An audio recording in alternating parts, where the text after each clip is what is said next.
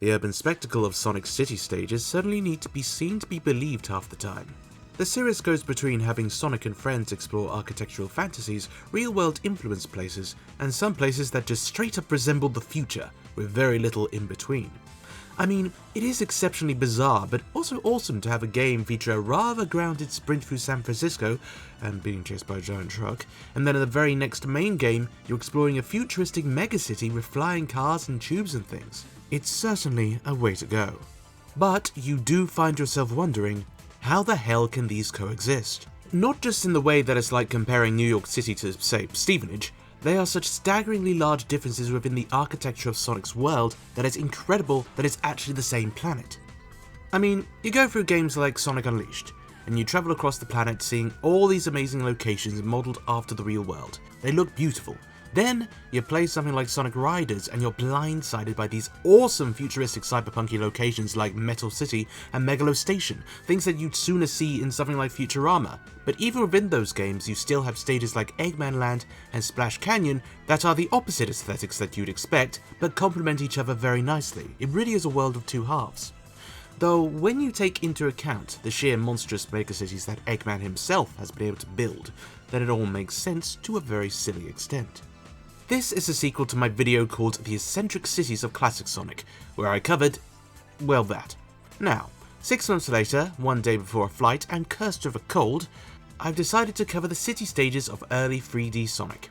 Now, what defines where early 3D ends? Let's just get a little technical for a second. Naturally, the true, not isometric, 3D era of Sonic as we know it starts with Sonic Adventure. I already spoke about Sonic R in the previous video, not ignoring it, don't worry. Adventure was released as we entered the 6th generation of video game consoles, which officially began with the Sega Dreamcast and ended with the discontinuation of the PlayStation 2. We've had 27 years of 3D Sonic, spread across 4 different gaming generations. Therefore, I will be covering cities that have appeared in the first of those generations, so the Sonic games that are exclusive to the Dreamcast, PlayStation 2, Xbox, and GameCube. So that's from Sonic Adventure to Sonic Riders, the first 8 years of 3D Sonic. I won't be talking about the Gens versions either, I'll be covering those in a 2010s focus video later down the line. Whew, makes sense? Good. Now let's take a look at the cities of early 3D Sonic. Station Square. Station Square is the Sonic City, the place where it all began, where it's all happening. The first area you'll be roaming around in Sonic Adventure, and it's just a big downtown city akin to New York, Chicago. Or you can make an argument that Sonic Adventure somehow actually takes place in Pittsburgh, Pennsylvania. I've been to PA and, I wouldn't. I love Station Square though, there's so many delightful world-building aspects to it that really just set the bar for 3D Sonic in general. There are many parts to explore in this place, like you could go for the train station, the highway, the casino, the beach and amusement park. I mean, yeah, I've basically just listed Emerald Coast, Casinopolis, Speed Highway and Twinkle Park, but they're all parts of Station Square. It's a huge area and encompasses a lot. As a hub world, it's very nicely designed and feels so casual. You can just simply tour around the area, walk on the roads like a dickhead, and avoid getting concussed by a car. You can even enter some shops or the sewers. I find it relaxing just to roam around it really, and for a hub world in 1998, I imagine it was quite a delight. The place also has a small NPC population as well, so it never feels barren or isolating. These people have their own lives and personalities, their own little stories to tell. Sonic Adventure had a fair few lovely hub worlds, but I think Station Square is most likely the most beloved, probably in the history of all Sonic hub worlds. Most Sonic fans would have spent a lot of time here, and it does stick in your mind, especially with that soundtrack, one of the most memorable of the entire era. Speed Highway. Right, now let's get onto the big stages, from one of the most iconic hub worlds to one of the most iconic stages ever. Speed Highway was a fast as hell stage that really put the speed processing of the Dreamcast to the test. I adore this stage. I remember, back when I was a kid, I used to constantly replay this one. Good times, man, good times. It's definitely grounded in a decent amount of architectural logic, but much like the 2D stages that we witnessed in the classic era, it would quite possibly be one of the worst places to drive through as the design makes no sense as a road. This whole place is ridiculous. How are people driving here? How are they even getting up here? Why are the roads so twisty-turny? People are going to fall to their untimely deaths. The sense of scale to this stage is damn well fantastic. We are thrown into this metropolis under a night sky with towering skyscrapers, lights and all these twisty-turny roads suspended in the air that logistically should be totally impossible to navigate, unless it was built with cars that have more unique methods of driving in mind. The completely light-polluted sky gives the stage a unique vibe to it with a distinct neon glow and layered skyline. I mean, it's for sure a stupid fast level by design, and that also shows in just how much of a spectacle Sonic Team wanted this to be. I mean, look at it. You have the entire big city below with their golden lights and a seemingly endless pit of a center. Just how high above the ground is this place that the skyscrapers make everything look like dots? We're talking New York City levels here. And I love how you go from building to building like something out of the first PS1 Spider-Man game, just minus that game's slow speed because Sonic is absolutely blazing through this stage. It all generally looks lovely and stylistic to run about in, and it's just so cool to look around. By the standards of 1998, it must have been insane. And then we reach the peak of the stage. The skyscraper run at breakneck speed, which, when I was a kid, this was absolutely enthralling. Even if I was a tad easy to please, but you know, no disrespect to younger me. But you know how it is. Sonic fully enters this, let's be honest, health and safety failing building and involuntarily runs down it, with the ground rushing up to meet him and various obstacles including and not limited to helicopters in his way. The velocity of it hits just right. I'm constantly looking at the little details of the skyscraper, and yes, while it repeats the same few textures every moment, it still feels fresh and exhilarating to get through. I mean, what can I say? I love a good cityscape. I simp for this shit, man, leave me be. So, when we eventually get to the end of the skyscraper, where Sonic has caused thousands of dollars in taxpayers' money worth of damage to the scraper, he ends up in a somewhat bustling town centre area. The energy is totally different here to what it was in the night sky, and even that's gone now as it's dawn inexplicably. Did he take an unseen nap in the level transition? The ground level is full of storefronts, buildings, and it all looks lived in, and in general, it's much closer to being an extension of the original Station Square hub world, even despite the quirks of the necessary Sonic design elements. Seriously, who else is going to use springs and dash pads? It looks properly warm and inviting, right down to the cars heading from A to... well, don't go too deep into where they go, but the point still stands. It's grounded. Despite those little design quirks, Speed Highway, and I'd say this applies to Station Square in general, is its own fashion on enhanced realism. It gives off the vibe of more artistic renditions of real-life places, slightly exaggerating them, just with a bit of fantasy to them. New York in its huge skyline, Tokyo in its lighting, maybe a little bit of London somewhere. Anywhere but Station Square Pittsburgh. It has a more ornate architecture at the street level, especially in the town hall and its magnificent bell. It really echoes the grandeur of historic city centres. We love to see it. City Escape. Yeah, we all know that this is the stage that everyone thinks of when they put Sonic and cities together.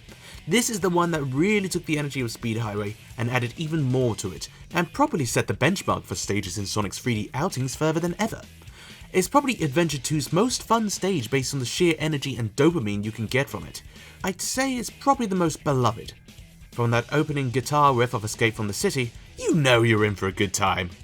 So what better event is it to see Sonic crash down to the streets of not quite San Francisco and start destroying the place?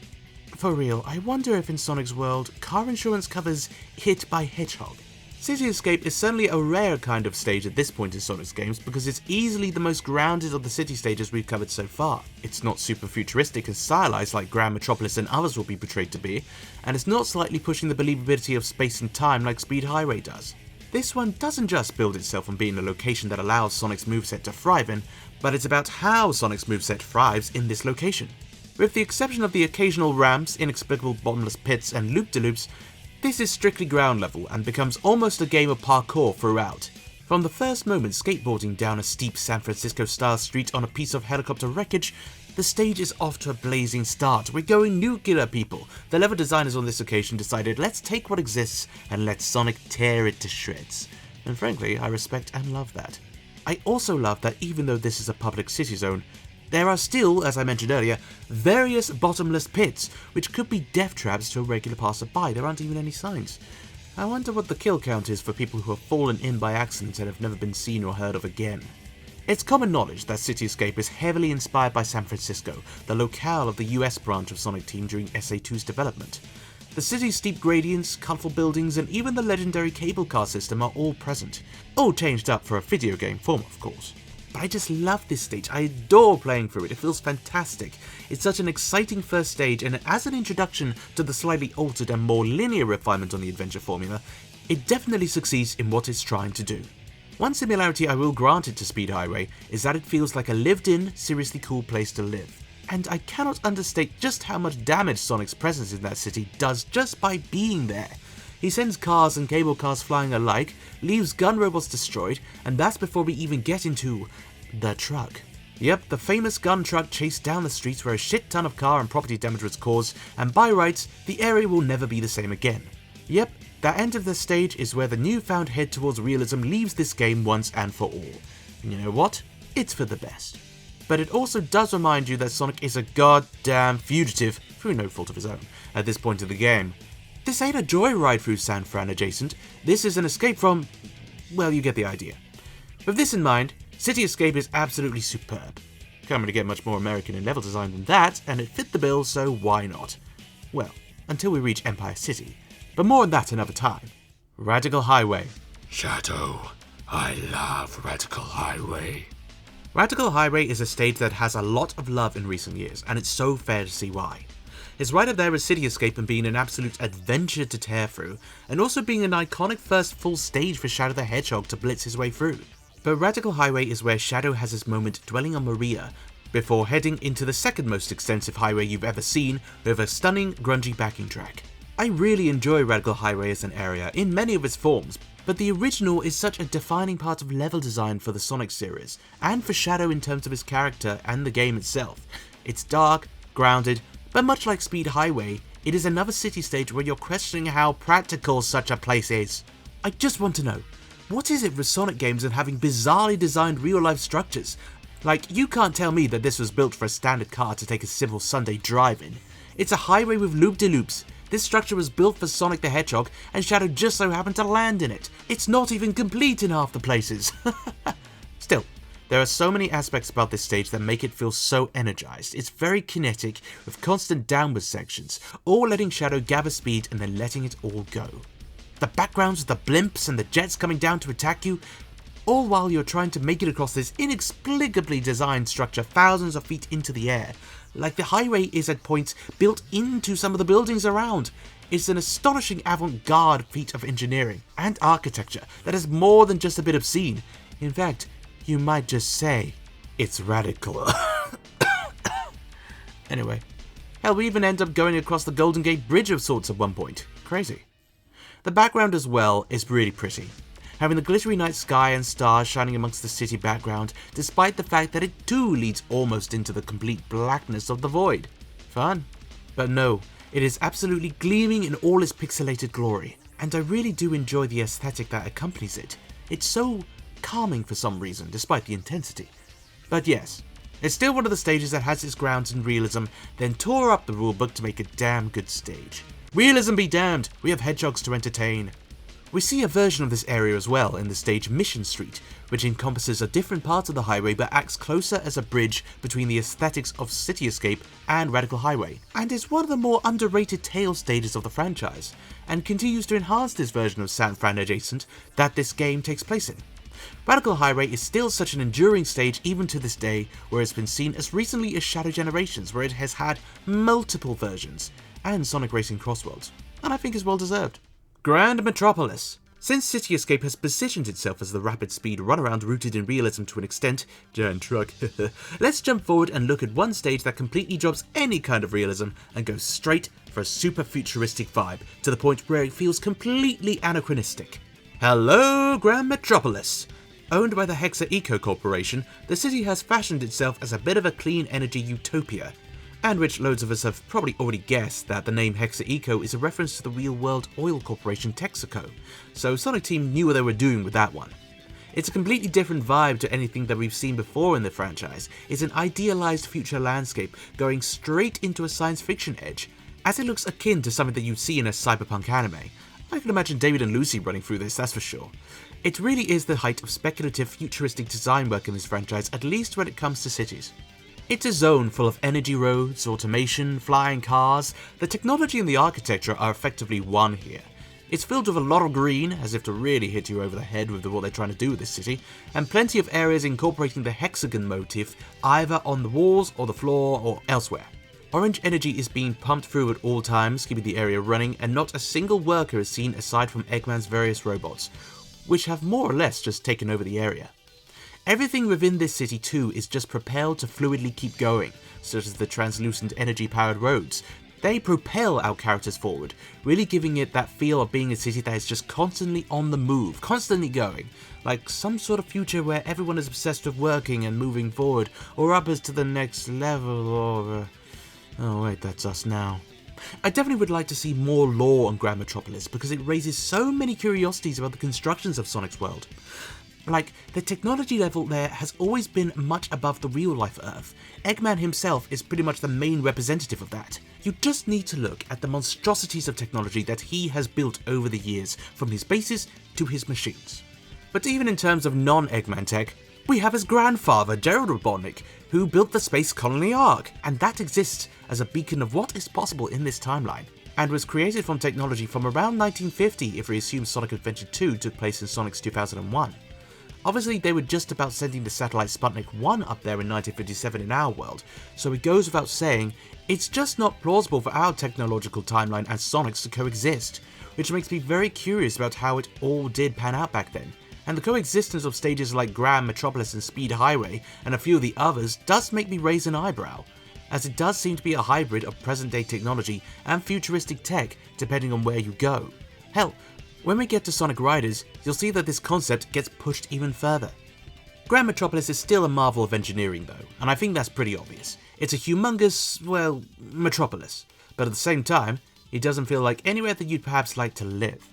It feels like a working area, a commuting area only, which also leads me to believe that no one does live there, because you don't really see much in terms of residential areas, unless it's just cluttered with apartment blocks down there on the ground in a fairly strange place to live. I mean, yeah, it's pretty amazing, and I wouldn't even say it feels cold per se, just efficient.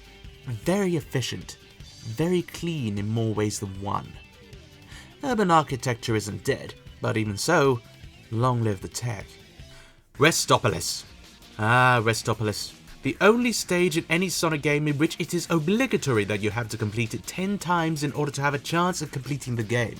As a result, everybody already knows this stage like the back of their hand through sheer exposure. Well, anyway, Restopolis is the opening stage of Shadow the Hedgehog, and gives us the lowdown on how things are going to work. Kill all aliens, or disable all humans, or just run through a fairly more grounded city to an extent that feels, well, let's just say welcome to the apocalypse, please enjoy your stay. Like, whew, it's ominous to say the least. Between Perfect Chaos, the Final Hazard, and the Black Arms, the people of Sonic's world can't catch a break. Restopolis is a far more open zone than many of the previous ones, having a really wide structure accounting for the slightly slower and compact-focused gameplay of Shadow. But boy does it start dramatically, falling headfirst through a building amongst explosions. It's a really cool set piece to start, and the explosions do litter this level throughout. Admittedly, Restopolis is about as normal early 21st century city as you can get. It's dark even without the fact that it's currently a war zone, because it has just dull colours and industrial architecture.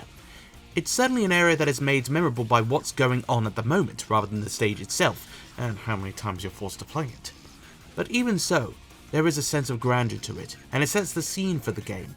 Like, this is the first stage of the game and you're already combating either an alien invasion or the troops amongst an evacuated crumbling city, all accompanied by this ominous reddish sky that makes it look like you're basically in hell.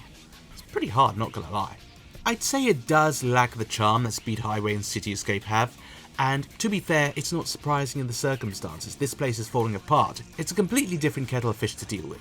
Those stages were designed for high-speed platforming, not combat. Though, it has to be said, the staggering amount of bottomless pits that have opened in this city is genuinely a concern. Where do they lead, bro? Where are they going? Are we going to the center of the earth? Restopolis also has 2 spin-off zones as well, Lethal Highway and Central City. Lethal Highway is my favourite of these down to the high-speed chase against the Black Arm ship, and the general aesthetic of the area as it's being taken over. Like, there is some grim imagery here. And what I will grant it is, in terms of its structure and being a highway, it's a bit more believable than both the Speed and Radical highways, because the roads don't do too many stupid unfriendly to car things. But in doing so, it does sacrifice the fun that you get from the gameplay in those games, as you make your way across those highways. It's still fun, but it's definitely blander, and the focus is different anyway. Central City is very much the same as Restopolis aesthetically, but we've added nuclear waste and bombs, which is even more concerning. The thing about Restopolis as well is that it's arguably the closest the Sonic franchise could get to having a real city. It's the most grounded and normal of the bunch. I mean, let's look at it this way. The radical and speed highways are impractical. City Escape is real adjacent with weird quirks. Grand Metropolis is insanely futuristic. And yet, Restopolis is just a normal city that just so happens to be a bloody war zone. These zones wore the gritty tone that Shadow of 5 tried to have to a T. No notes, only edge. Metal City. Time for another cyberpunky mecha city. Sonic Riders is a great game that's nearly impossible for me to complete, and I have no issue with confessing my skill issue. But at the same time, I just love the aesthetics of this game. Extreme gear is a blessing on this franchise in terms of raw aura, and I'm tired of not bleating about it. There's a reason I use it 99% of the time in Crossworlds. While it's not the first time Sonic has raced, this was perhaps the most mainstream example before Sonic and Sega All-Stars Racing gave Sonic a car again for the first time since Drift instead of the board. But I prefer the board to the car. So as the introductory level, Metal City is perfect to display this new playstyle for Sonic. The way Sonic Riders even introduces itself to us is with a very futuristic atmosphere. I mean, just look at this opening. It's so cyberpunky, the blues, the neons, the designs of everything just scream more futuristic sci-fi than even Grand Metropolis. Naturally, the whole point of Metal City is to incorporate racing with extreme gear, but at the same time, it is a massively futuristic playground that has really brought cybernetics and future tech into focus. The structure of Metal City is much like where most of the action takes place in Speed Highway and Grand Metropolis, high above the ground, as we can see the more presumably residential areas well below.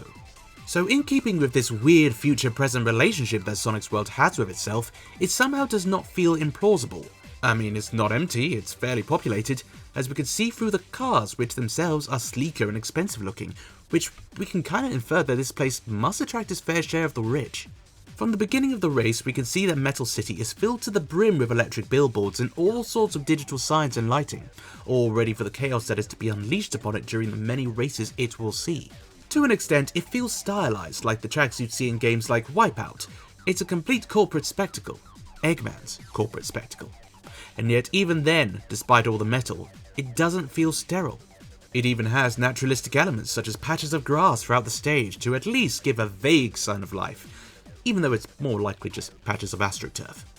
Even so, it's an intentional move to make it more lively, and I love little details like that. It gives it personality, and this game is dripping with personality. It rewards improvisation and style, and that's what makes it so pissing hard when you have a chronic skill issue. I mean, it makes it ambitious to play and even more rewarding when you win. What I love about the Riders games, or at least the first two anyway, is that this techno-enhanced atmosphere is consistent. It lasts throughout the first two games very distinctly. Ultimately, Metal City stands out with a whole new aesthetic which, for better or for worse, added its own little piece to how the Sonic franchise can just have that bit of sauce attached to it. And I really love it. Now, all these zones somehow manage to coexist within Sonic's world at the exact same time, with very little time in between these games in universe, and it really is fascinating because they should be at odds with one another. It really gives a glimpse into the different, say, societal hierarchies that are at play in the Sonic universe. Grand Metropolis and Metal City being these uber-corporate megacities that seem to be almost all-encompassing wherever they are. There's no places in our world with such a gulf in tech between that and a regular city. Regular cities in this instance being places like City Escape and Restopolis. But as I said earlier, Eggman himself is able to construct monstrous fortresses, and if he is able to gather such tech and materials for that, if the Space Colony Arc could be made, then Sonic's world is capable of all sorts of technological masterpieces that we probably haven't even seen at some places. Hell, if Eggman applied himself, he could have been a very successful property developer. But this is one of the things that I love best about Sonic's world, and I like to think that this in itself is a form of world building. Having a world with so many different technology exchanges running at once. It certainly paints an interesting picture and makes you think about a particular area's choice or societal and financial level that may encourage them or discourage them from adapting a level of technology like that, or simply sticking with the old ways. Look at us learning about implied politics in Sonic games. Well, that's it for the early 2000s 3D Sonic stages that I wanted to cover today. Thank you for tuning in, I hope you've enjoyed this little chat, and next time I'll be talking about the Dark Age and Meta Era cities. We'll see how that pans out. So until next time, see ya!